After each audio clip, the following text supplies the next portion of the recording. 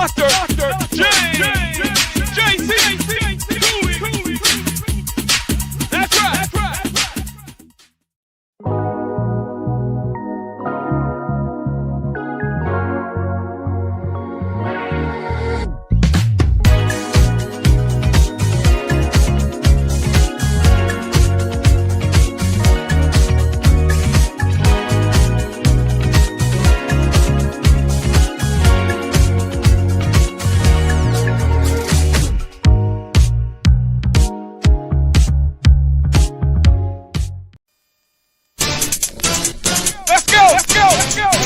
It's the James Cooley Show. It's your life.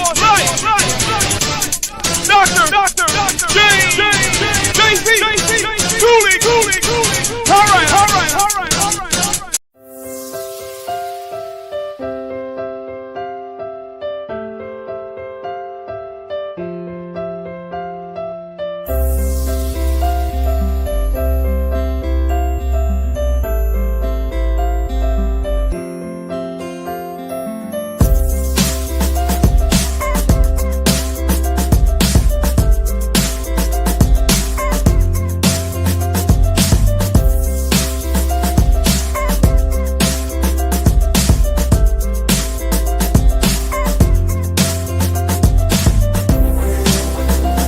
The James Cooley Show, It's Your Life, can be heard every Sunday at 9 p.m. right here on The Answer San Diego. Life is full of circles, cycles, phases, and stages. It's your choice to ignore or embrace them. Motivational speaker, author, military veteran, and founder of the J.C. Cooley Foundation, James Cooley, and his guest will inspire and equip you to strive for your own greatness and overcome adversities. Listen to The James Cooley Show, It's Your Life, every Sunday at 9 p.m. right here on The Answer San Diego. The James Cooley Show, It's Your Life, can be heard every Sunday at 6 p.m. right here on 660 AM The Answer in Dallas-Fort Worth. Life is full of circles, cycles, phases, and stages. It's your choice to ignore them or embrace them. Motivational speaker, author, military veteran, and founder of the J.C. Cooley Foundation, James Cooley, and his guests will inspire and equip you to strive for your own greatness and overcome adversities. Listen to The James Cooley Show, It's Your Life, every Sunday at 6 p.m. right here on 660 AM The Answer in Dallas-Fort Worth. The James Cooley Show, It's Your Life, can be heard every Sunday at 6 p.m. right here on The Answer. Life is full of circles, cycles, phases, and stages. It's your choice to ignore or embrace them. Motivational speaker, author, military veteran, and founder of the J.C. Cooley Foundation, James Cooley and his guests will inspire and equip you to strive for your own greatness and overcome adversities. Listen to The James Cooley Show, It's Your Life, every Sunday at 6 p.m. right here on The Answer. Yeah. Dr. J.C. Cooley. The James Cooley Show. It's your life. Yeah.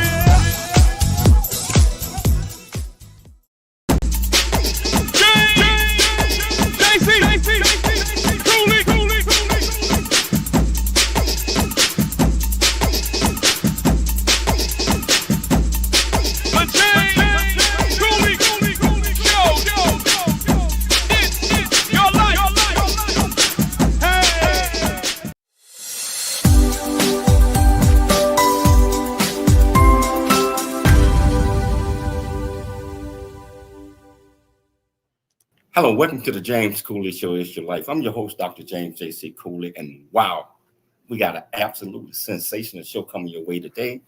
We got a guy that's been on the show before. I'm not going to give it away, Michelle. I know you're looking at me strange, think I'm getting ready to do your job. I can't do it. But you know, I can't do your job. So I'm gonna leave that up to you. But I tell you what, I am so excited about this guest. He's doing so many great things, and a leader from birth, you know, and he haven't been on the show in a while, but I'm happy to have him back today. Okay, Michelle, how you doing? I'm doing good. Yes, we've had this guest on the show previously, but he has a lot to share with the audience, especially about leadership.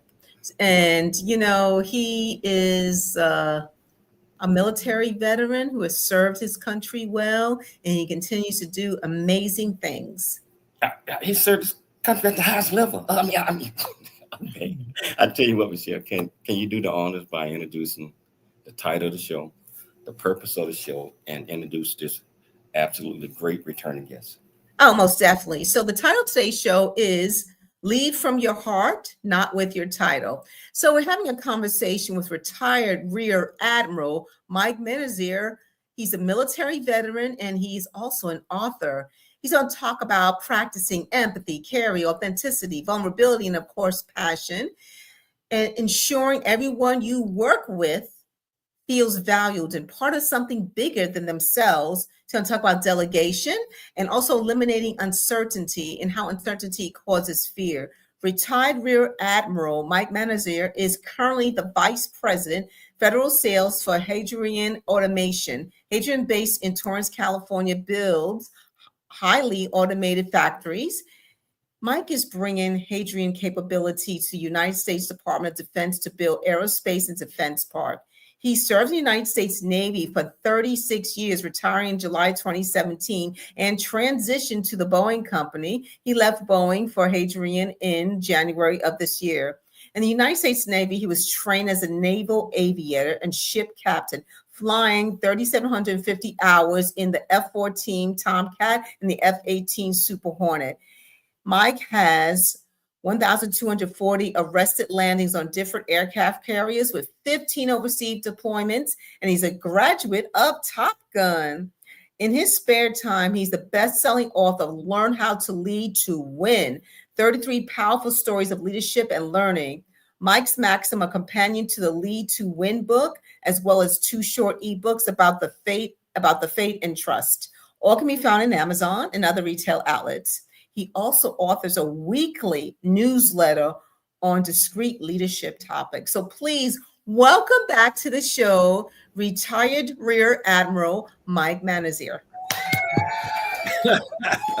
Well, thanks, Dr. Michelle. You know, I tell you what, when I listen to all that stuff, I just say, I want to meet that guy. Hey, JC, it's great to be back. Oh, my God. Admiral, it's an absolute pleasure. Someone already, I think her husband used to work for you, or she did. Yeah. This is going to be good. He is an awesome leader, and I am sure he's going to drop some gems. You know, yeah. Natasha's husband was my bosun. Oh yeah, we got stories, man. I know him. You know, we got to meet him up back in Texas again. And we've got stories being on USS Nimitz when I was the captain. Yes, yeah. So it's a small world when Natasha listening today. Oh yeah, hey, Natasha, ask some questions to this wonderful guest we have here today. So again, and Mike, if you listen, Mike Nard, if you listening, ask some questions as well. You know, so I want to start off. Can you tell our viewers and listeners? I know Michelle, she read a lot of stuff. Can you tell our viewers and listeners a little bit more about you? What made you click? Where you grew up? How you went about picking the Navy Academy? Yeah, thanks, JC. You know, it's interesting how life sort of develops for people. I started kind of going into the Naval Academy, and that sort of set the tone for the rest of my life. But getting there was like a flash. It was a vision. My father, a graduate of the United States Naval Academy, class of 1958, took us to an away football game. Any of you that have read the book, Learn How to Lead to Win, which we published a couple of years ago, that's one of the early stories is how did I get started? I'm the son of a Marine, and he told Naval Academy stories, and okay, fine, Naval Academy, because that's where he went. We went to an away football game between the Navy and Georgia Tech down at Georgia Tech. And when the midshipmen marched on like they do in their Army-Navy game, and I saw that long black coat and that white hat, I said, it was like this big flash. Boom. That's what I want to do. That right there. That. Turned to my parents, said, I'm going to the Naval Academy. And Dad says, you got to go see the guidance counselor on Monday morning. We're in Beaufort, South Carolina.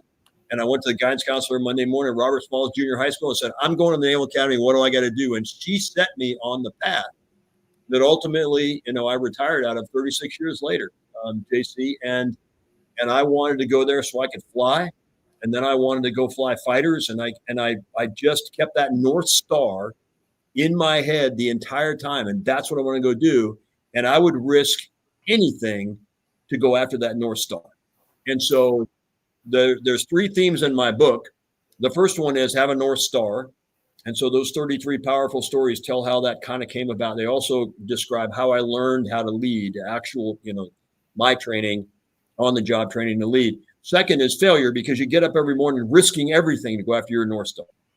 And it's a tough environment. You want to go after that stuff. You guys talk about empowerment and all that kind of, that's getting up in the morning going, I'm going to go do that thing I want to do. And then the third theme is resilience, because you often fail and you only learn from failing. And so you go after your North Star, you risk everything, you fail, you pick yourself up, you dust the dust off, you wipe your scraped knee, and you keep going. And that's the resilience that keeps you going to where you want to go. And I just do that. And now I'm in a startup because I'm still trying to do the same thing. Make a difference. You've been making a difference for a long time, Admiral. I always throw this wrench at my guests. If you had one adjective to describe who you are, what would that adjective be and why? Authentic.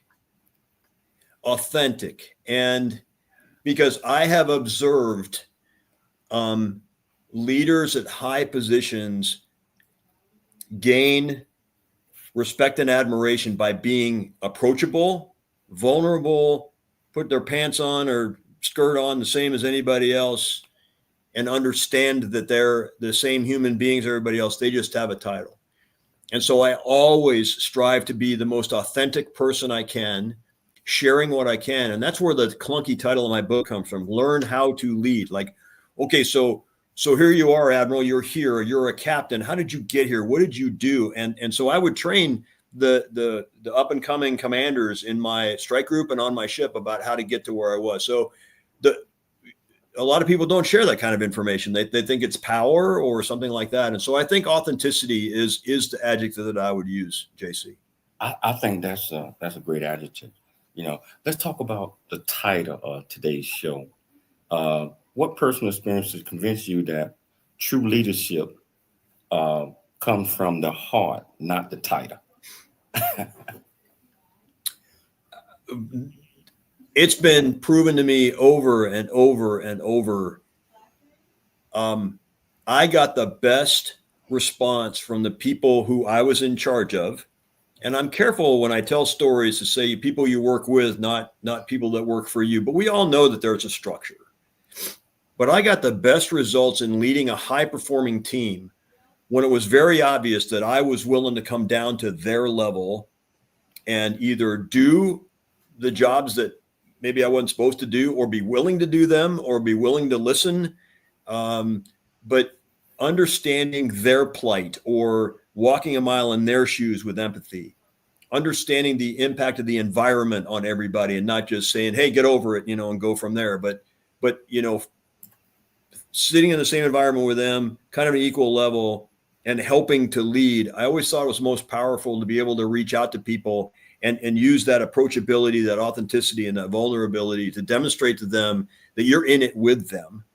And you get to the point when you connect with your heart, you learn people's names, which is also a story in the book. You demonstrate caring, you're curious about them, you're empathetic, you're concerned about them and concerned about the environmental effect of them. You demonstrate that concern all the time. You will get to the point where the team will basically go with you anywhere. Go with that person through fire. I'd follow that person anywhere. All those quotes come from a human connection, not a respect for the title. The title and the accolades and the things, we see people that are superstars and we assign a value to them. Sports superstars or very, very high level executives or politicians, people like that. You assign a value to somebody, and oftentimes, they will disappoint you when you get to actually know them. And it's even more powerful because it flips the other way, that if you are a very powerful person in the organization or something like that, and you actually turn out to be a really good person and they like being around you, you get this magnifying effect of that power that you have organizationally, but you're leading with your heart, not with that power. So hold that thought. We got to take a station break.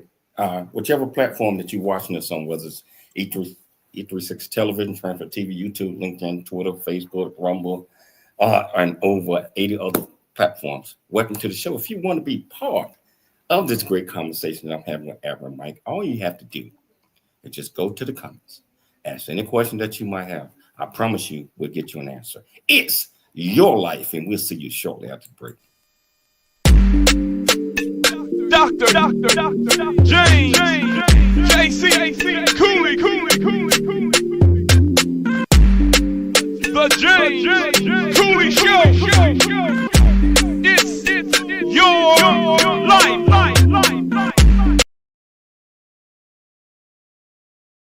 Really get a chance to know who you are. And once you know who you are, you truly know who you are, love who you are. Love who you are. You're a masterpiece. Love who you are. Love who you were born to be. Love me some me. That's what I'm talking about. When you leave high school, you gotta know today or tomorrow, or hopefully today, what your plans are. Hopefully, there is no bad decision unless there is no plan. Create, collaborate, commit with confidence. Commit with what? Commit with what? And everything that you do. Welcome to Viridian Christian University, where faith and learning come together to transform lives. At VCU, we believe that education is more than just academics. It's about fostering a community of growth, integrity, and purpose. Whether you're pursuing a bachelor's, master's, or doctorate, VCU offers flexible, affordable, and 100% online degree programs that cater to your busy life. Our innovative platform provides a personalized learning experience, empowering you to thrive in today's ever-evolving world. Join a global community of learners guided by an experienced faculty who are committed to your success. With VCU, you're not just earning a degree, you're preparing for a future that integrates faith, leadership, and service. Viridian Christian University, educating with purpose, transforming lives. Learn more at ViridianChristianUniversity.com. ViridianChristianUniversity.com. Noah Dingley here, producer of The James Cooley Show, It's Your Life. And the new audio version of James' book, Country Boy, City Boy, A Journey That Ain't Over Yet, is a must-have. James shares his true life story of struggle and success in America. It's both a cautionary tale and a roadmap to achieving the American dream. Get the new audio version of Country Boy, City Boy, A Journey That Ain't Over Yet by James Cooley on Amazon.com or wherever audiobooks are sold.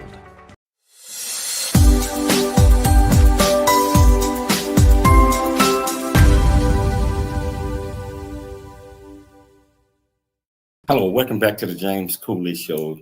It's your life, and I tell you what, I'm just sitting back enjoying this conversation with Admiral Mike, and because leadership, we need to have an understanding that that's important.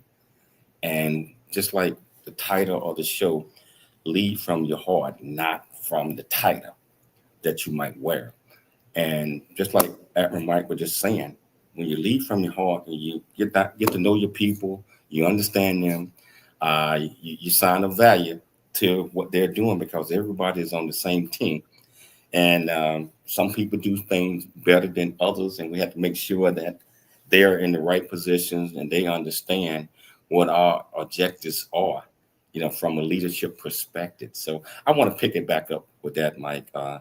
I know you was in the middle of something, but we had to take that break. No, I think JC, you're on that thread. It's interesting, ladies and gentlemen. I'm out in Simi Valley, California, where I'm going to participate in the Reagan National Economic Forum. It's not an advertisement. I'm just out here, but it's going to describe kind of the environment. Maybe even like that thing behind me right there. It's all cloudy and muddy and there's stress and uncertainty and fear and it's easy for people to get very uncomfortable. And so when you lead in an uncertain environment, you have to lead from your heart, because you can't just say, hey, I'm the admiral or I'm the captain or I'm the vice president, and we're just going to do it this way. They will follow you, but they're not going to give you their best results. And they're going to remain fearful and uncertain about the future. And so they will be sort of retracting a little bit. They're afraid to give their best. They're afraid to come out of into a vulnerable position. If you create a psychologically safe environment around your team, even with all of the uncertainty and fear going on around you, and trust me, in my Navy career, I was in situations like that. And you really look people in the eye and you go, hey, look, it's going to be okay. It's going to be fine. We're going to go here. In fact, a couple of times it's like, hey, boss, you ever been here before? Nope. But I know how we're going to go. And I know with this team right here, we can succeed. And that's what really gives you that power, because people start to trust you for who you are. Because as we started to talk, people will assign a value to the position you're in, but they won't give you their very best until they can trust you as a person. And it doesn't matter who you are. You could be a very, very senior person all the way down to your immediate supervisor. Trust is the coin of the realm. And the only way you get high-performing teams is everybody trusts each other. You get that foundation of trust, you can do anything. The nirvana, JC, is you don't want to disappoint them, and they don't want to disappoint you. And the only way you do that is from your heart, not with a title. And I'm on a mission, kind of like you, with all this stuff going on, to train 1 million people to lead from their heart and not with a title. Get a community of people that understand empathy and caring and vulnerability and authenticity and approachability and all those things. That's what makes good leaders. So what would you tell a young leader out there? I'm talking about mid-grade right now. Case point, lieutenants who was in the military or some that's up and coming. How to start leading with their hearts and not worry about other things, but lead with their heart. What advice would you give a mid or junior level of person? So generally, get to know your people. You can lead from any position. You can lead up, you can lead across, you can lead down. The typical way is to lead down because, the leader, now I'm influencing people below me. But the biggest thing is get to know your people. Get to know what makes them tick, what makes them come to work every day, what sports teams they like, their family, understand their values. Now, a really high-performing team has the same value set. So people join organizations that share values with their value set.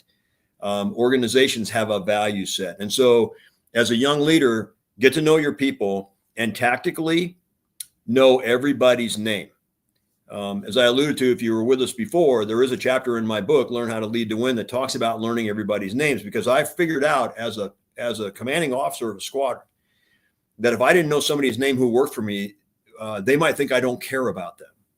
And even more so, their family might not think that I care about them if I happen to meet the whole family. And it was pretty obvious because I was calling that person, hey man, like what's going on? But that person, Skipper doesn't know your name. So that was driven home to me when I was in my first command tour in 1997 to 1998. And so for young leaders out there, be a good human being. No matter what leadership position you have, look to help everybody. Don't assume heirs, don't assume the title and say, well, I'm the manager now. I need to do this or act this way. In fact, there was an example when there was a commanding officer of a squadron in the Navy and in many of the operational services, and there's an executive officer who is the second in command. And Navy tradition was the executive officer was mean and he harassed everybody. And because he was in charge of, we used to call it heads and beds. So he was in charge of the bathrooms and the racks and the staterooms and all the minutia in the squadron on the ship. JC, you know this. He was in charge of all that stuff, and he was supposed to be mean. And then in the Navy, at least in naval aviation, the XO becomes the commanding officer 2 years later. And we call that a fleet up. Well, if you just change your personality all of a sudden, and now you're the good guy as a skipper, nobody knows what to think. They're like, wait a minute. You were just like ripping me apart a week ago, and now you're like all kind to me because you're the skipper, and you can't do that. So no matter what your role is, and I changed this when I was the executive officer in all my executive officer roles, I'm the same person I am if I have the command star on and I'm leading. or I'm the executive officer, or I'm a department head, or I'm a lower level Louis somewhere, I'm leading the same. And that commonality is it's Mike Manazir from my heart. That's the way I am. That's the way I lead. That's why I want people to, when they walk away from me, go, hey, I like being with that guy. I'll go with that guy. So when I go to, do some influence with my title, like, hey, you guys, we got to go this way. They're already leaning that direction because they want to be around me. And I'm giving them reason because I value them. I value their values. I value where they came to work. I'm curious about them. I'm empathetic about them. I understand what makes them tick. That's the secret sauce. From a leader perspective, what does vulnerability looks like in leadership, especially in a high pressure environment, in a situation where the objectives of the command, the objectives of the company are so high? How does leadership look for as making sure that the people that are working for you understands that, hey, I'm not going to hold nothing against. I'm going to let you guys know what's going on. And it's a job that we have to do. And each one of us are on the same team. How does that look? Yeah, there's something I talk about all the time, JC. When you get in a crisis situation, you already better know each other. Now, if as a leader or on a team, you drop into a crisis situation or it's a team crushed together to deal with a crisis, that's really hard. And you got to come in the door and you got to set the stage first. You got to say, hey, guys, this is me. This is what makes me tick. This is what I like. This is what I don't like. I mean, if you're going right into crisis, go, okay, this is what's going to, if you're in a position of authority, you're going to go, this is what I like. This is what I don't like. This is where we're going to do it. We work together. I want to work together as a team. My ideas, you admit the vulnerability is I do not have the best ideas. This team is going to have the best ideas. And so we got to bring the best ideas. And I want to hear all the crazy ones. And sometimes you have to actually lean all the way into, I'm going to want the craziest idea anybody has. And I don't care how junior you are. I don't care how new you are. I don't care how familiar you are with the situation or not. I want to hear the ideas. That's the only way we're going to succeed. Now, what I tell people is, if you're in an operation, or if you're an operational unit, you're in a thing where you are the leader, you want to establish that vulnerability way back here before something ever happens. You want to come in the door and you want to say, hey guys, this is me.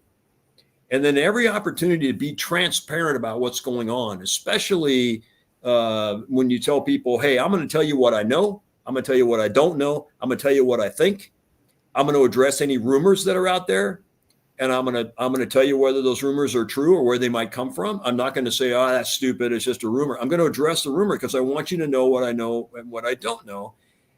Uncertainty creates fear. You want to take away the uncertainty, it'll take away the fear.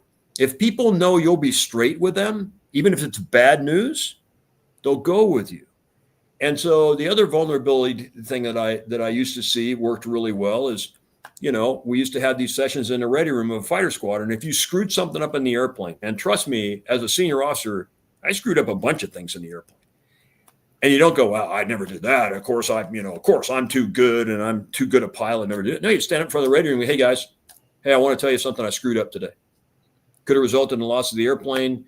Could have resulted in a loss of an asset off the airplane. I pushed the button on the, whatever, and it wasn't supposed to. And so I downed the aircraft. I didn't go flying today, because you're giving them an example to follow. And you're also giving them this idea that you're fallible. And so it's okay for them to fail as well. When you're vulnerable and transparent with them, and when they know you're going to tell them what you know and what you don't know, they will always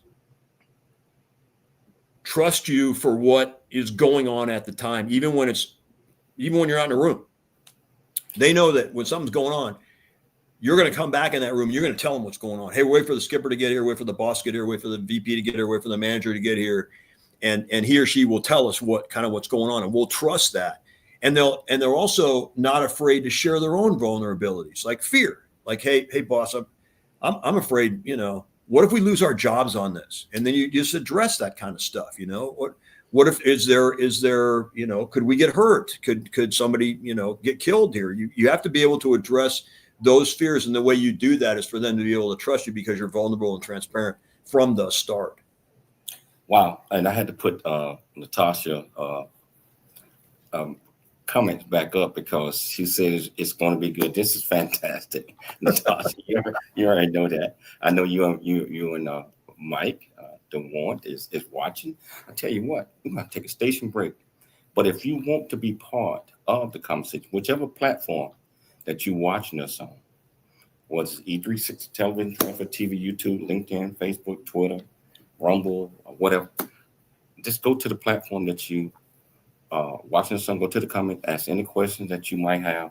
I promise you, we'll get you an answer. It's your life, and we'll see you shortly after the break.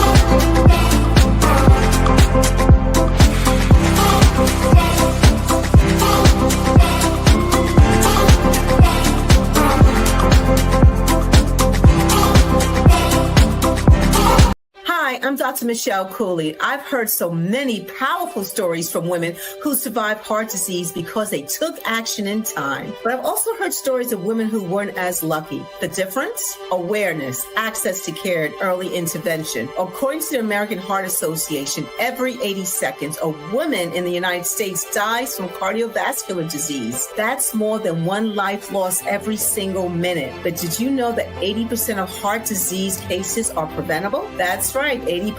That means small changes like eating healthier, exercising, and managing stress can save lives. Hi, I'm Dr. James J.C. Cooley, and I'm committed to making sure that more women survive and strive. Please join me in raising funds for the American Heart Association to support life-saving research because every heartbeat is worth fighting for. In honor of Women's History Month, let's spread awareness and help women recognize the warning signs before it's too late. The future is here. Now is the time to pursue the greatness in you. Welcome to Viridian Christian University, where faith meets future. We are a fully accredited, 100% online Christian university. We offer bachelor's degree, master's and doctorate degree programs, built for students like you. Affordable tuitions, 30+ degree programs, 100% online and flexible. Integrating faith with learning.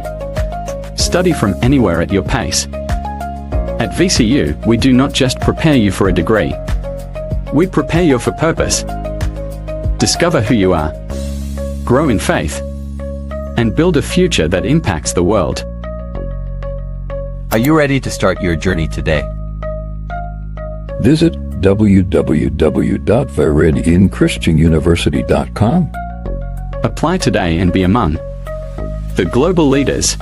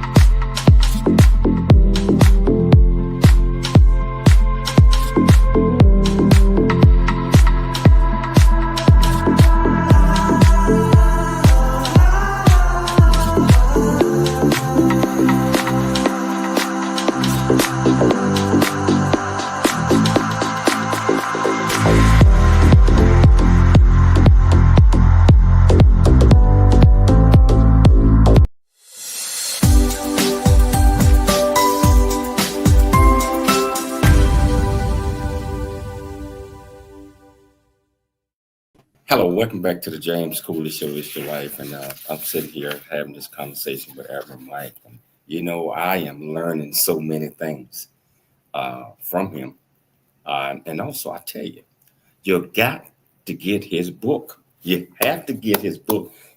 If you want to become a better leader, you have to get his book, and you have to read each and every chapter in there because he's dropping some gems right there. So Admiral, how can they get your book? How can they get it? We're gonna put that out 3-4 times, but how can they get your book? Hey, JC, thanks. You can go on Amazon.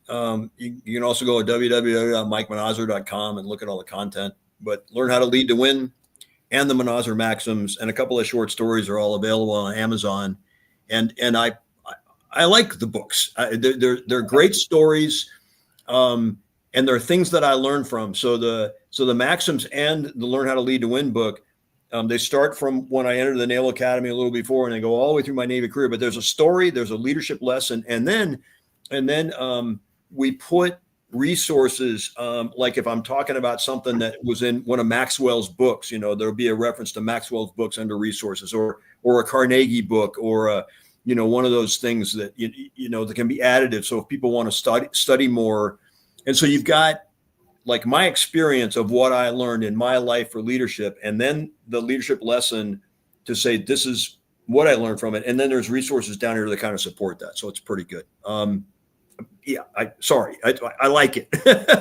Let's talk about some of the things in your book, as far as of what people, just give them a little taste of what some of your chapters are about, and in writing this, what was your vision and conveying it to? I want to do something first, JC. When I watch your studio breaks, it reminded me of something. When oftentimes people, when they ascend to a rank or a title, they will assume that they have to be a position of strength or something like that. What I want to really say is people sometimes view transparency, humility, vulnerability as weakness. And they can't be that way because they can't demonstrate weakness or the chance they might fail. It's actually completely the reverse psychologically with people you lead. When they see that you are willing to be transparent and vulnerable, they will see you as a stronger leader. And they will want to connect with you because you're more like them. So the thing I want to tell people, especially young leaders, is do not think that sharing something with somebody who works for you in the organization, it makes you weak. It actually makes you stronger. Some of the big chapters in my book, they all have sort of psychological effects. Like the one time early in the book, where I could not get aboard the aircraft carrier at night on my very first deployment. And I went around 7 times.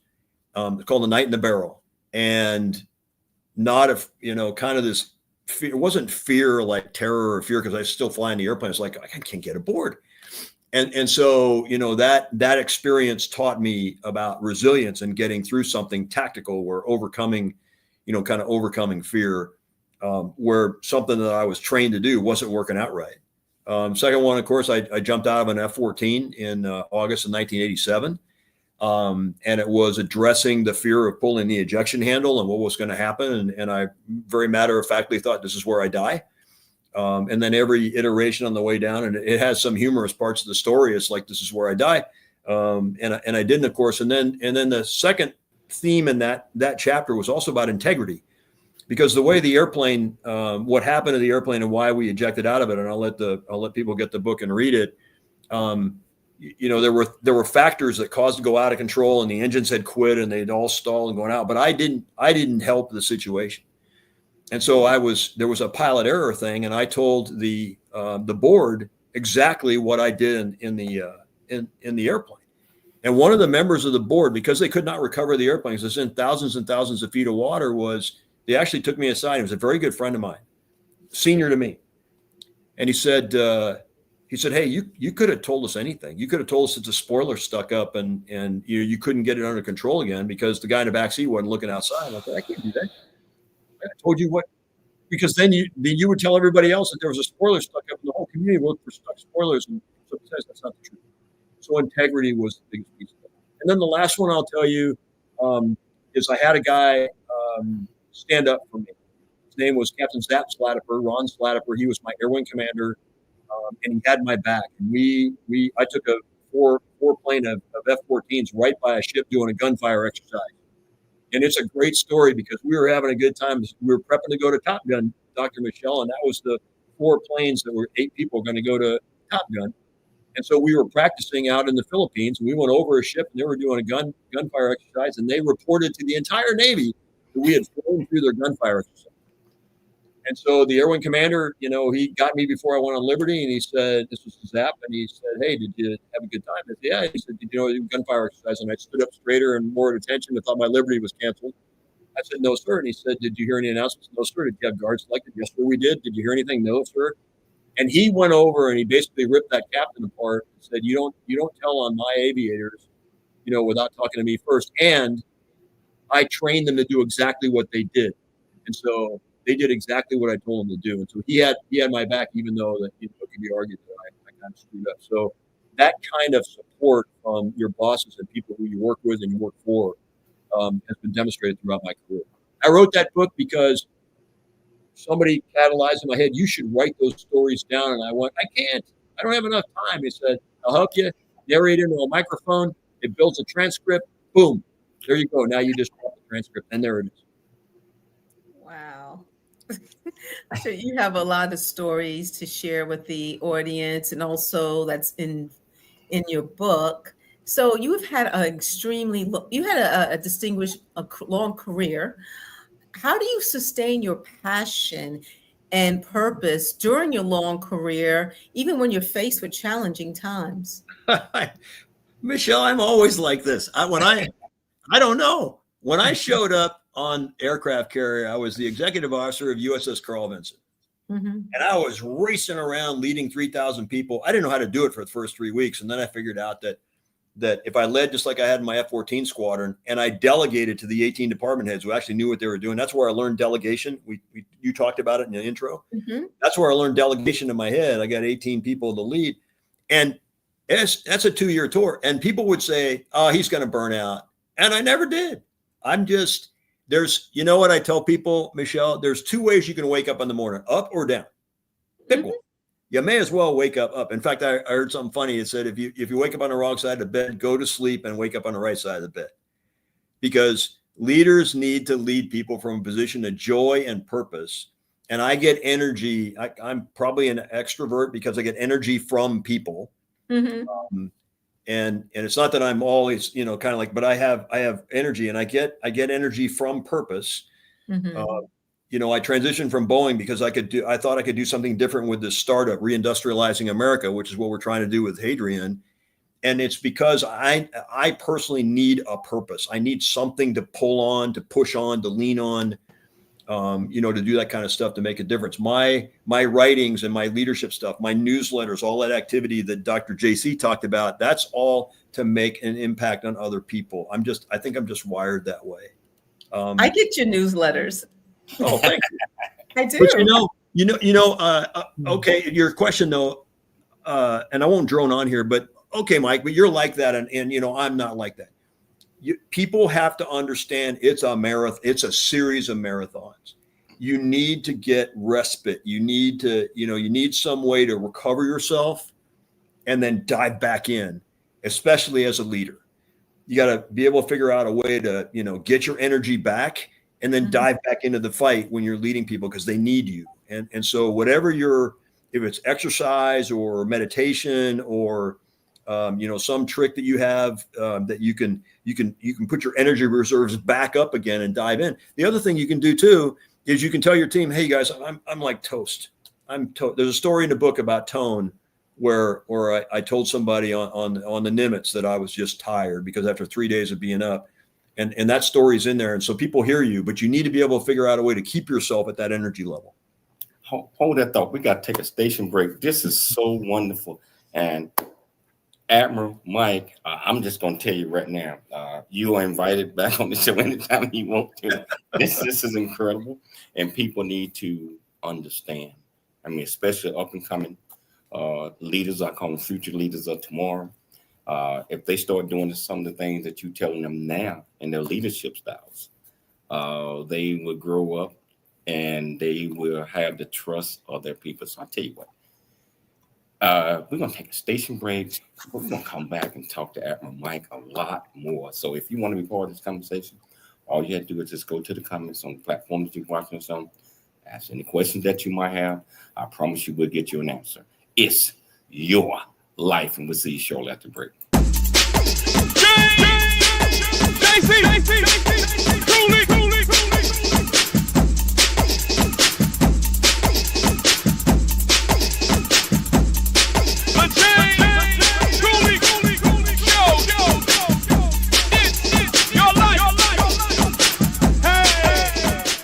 A Black Man's Point of View is the newest Amazon.com #1 release and bestseller book from author Dr. James J.C. Cooley, featuring the perspective from 11 other contributing authors. In A Black Man's Point of View, Dr. James Cooley unpacks his thoughts and personal experiences about the challenges, stereotypes, and feelings of self-worth that many black men face today due to a 400-year ancestry rooted in slavery and colonization. Yet, how so many black men move forward despite this history. Most importantly, A Black Man's Point of View conveys that all men, regardless of race, creed, or color, are capable of love, respect, and dignity. Described as a map to a greater life from the heart of a man who's experienced life's misfortune and harsh conditions, James shows us how beliefs, convictions, and a healthy mentality can help propel a life worth living. A must-read for all. Order your copy of A Black Man's Point of View by author Dr. James J.C. Cooley today from Amazon.com or wherever books are sold.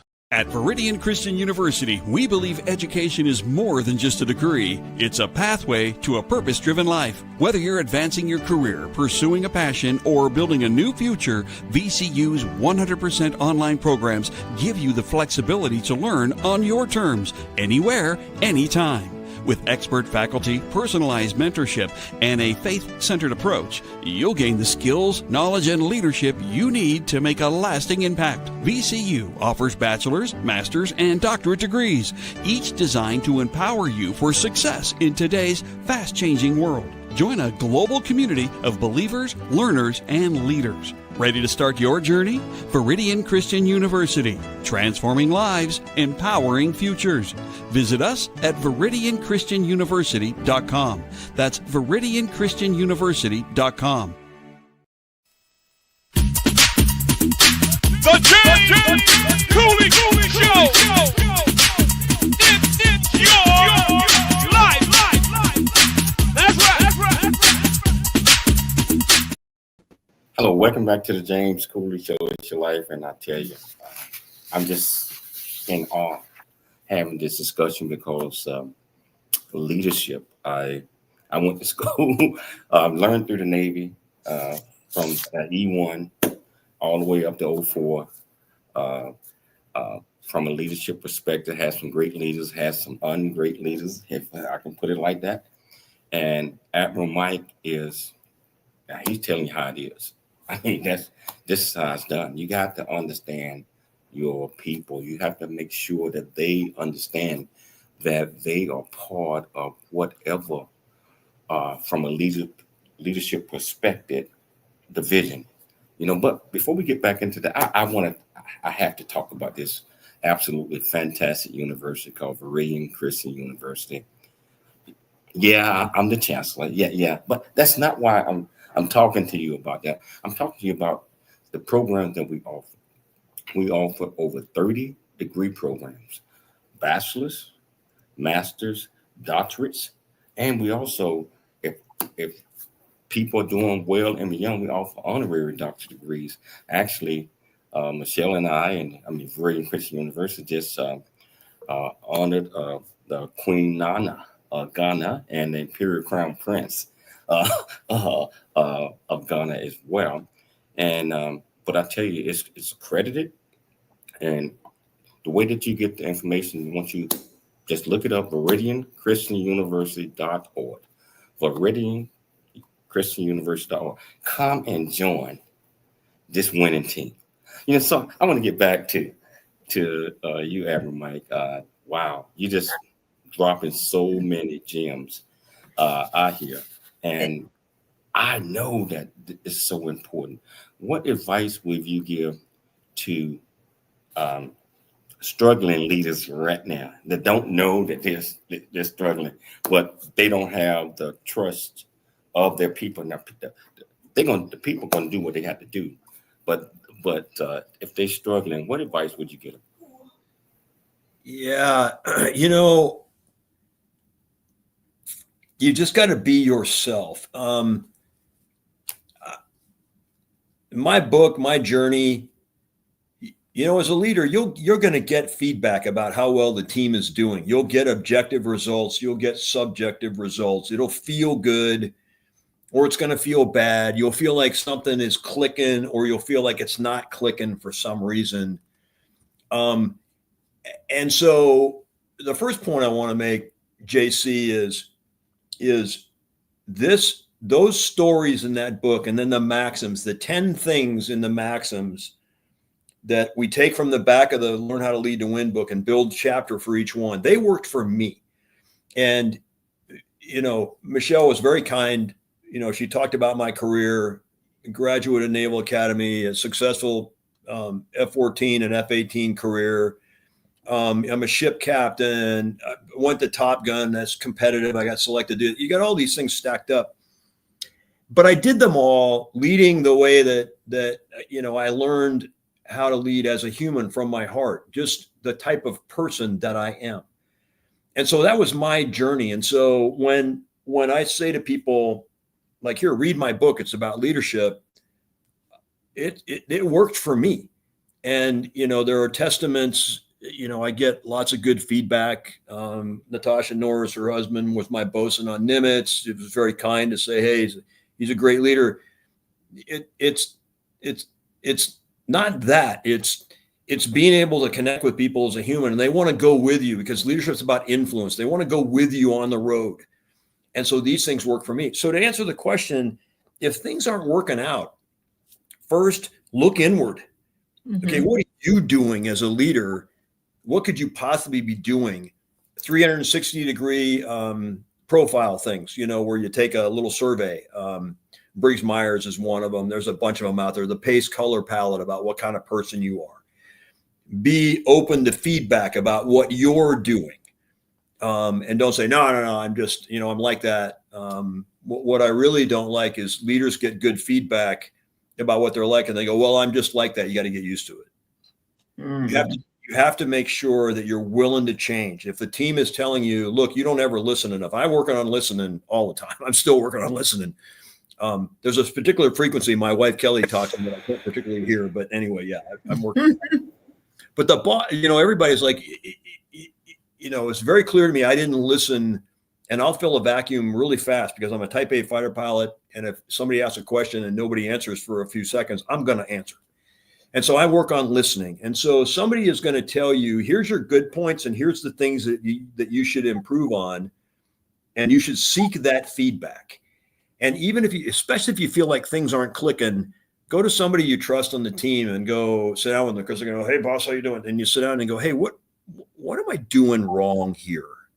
Mm-hmm. And you get the feedback from them. And but not you. No, it's not you. We're all no. Get to the bottom of it, because they're going to be unwilling to tell you anything until you demonstrate that you can take that feedback without crushing them. And so you want to be able to take that feedback and then alter your behavior. And so the thing that's never going to work is yelling at the team for a result that they didn't do right, because it's probably your fault for a lack of guidance, or you didn't get something out of their way, or you didn't give them enough, resources to do what they were doing. So it starts with you. So the base answer to your question, JC, is look inward first, mm-hmm. and get with the team and go, okay, I think I'm going to need to change here, but what are we going to do to change the vector of our team here? So that's what I would say to people. I like what you said, that, if they're not performing up to the task, then it really kind of falls on you as the leader. But do you agree that, and this is one of the topics you discuss, uncertainty causing fear? Is it possible that a team may not be performing based on uncertainty? And how does a leader identify and challenge unnecessary uncertainty within their team. If you're in the environment, that's perfect, Michelle. If you're in the environment with them, you will feel the uncertainty. And you will be able to admit to them, hey, at pretty uncertain time here, let me tell you what's going on. And give them some certainty. Even if it's, hey, you're in the fog, you can't see anything, we're going to pick this direction based on something you know already. And so you have to take away that uncertainty from them, because that's what's causing the fear. And you've got to put some path in place. This is what we're going to do. Don't know how the outcome's going to go, but this is what we're going to do. Based on my experience, this is how we're going to act. I need you guys to do this. I'm going to do this. And I'll come back and tell you once we start getting, more clarity in what's going to happen. And even admitting that we don't know what's next is okay. I took, Michelle, and this is in my book. I took USS Sacramento on deployment in January 2003. In the USS Carl Vinson Strike Group, and we went to the Western Pacific to stay off of Taiwan to make sure that China didn't do anything to Taiwan during the 2008 elections, because everybody else was in the Arabian Gulf. We did not know when the end of the deployment was going to be. We went on deployment with no end date. And I had to keep addressing people, hey, we're here for a mission, And what was amazing was it's like, okay, guys, I still don't know yet. This is what we're going to do, but here's the next port visit. Here's the next thing to look forward to. You're cutting away at the uncertain future. Like, hey, we're on deployment forever. It's not going to be any good. No, we're going to do these fun things and, go into port and all that kind of stuff.